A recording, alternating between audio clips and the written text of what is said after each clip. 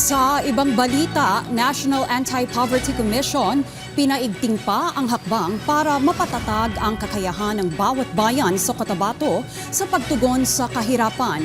Kung paano yan, alamin natin sa sentro ng balita ni Chris Hinayon ng PIA Soc-Sargen.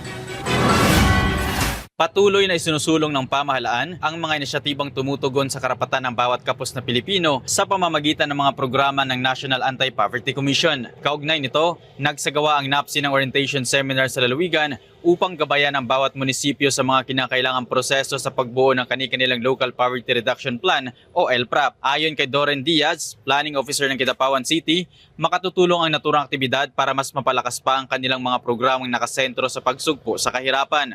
Ang formulation po ng plan is very helpful po since it is very focused on the 5 fundamental rights po. This plan is a guide for us, for the LGU, specifically on how we can alleviate or help para po mabawasan po yung poverty problems po. Binigyan din naman ni Nelson Tupas, Director ng NAPSI Local Affairs Coordinating and Monitoring Services, ang pagsisikap ng ahensya upang tulungan ang bawat LGU sa rehiyon.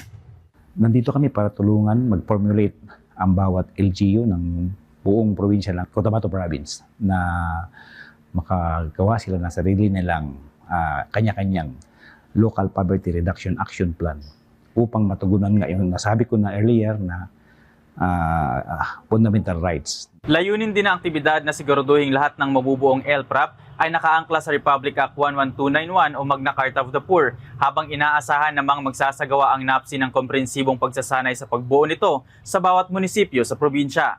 Mula rito sa probinsya ng Cotabato, para sa Integrated State Media, Chris Hinayon ng Philippine Information Agency Soc-Sargen.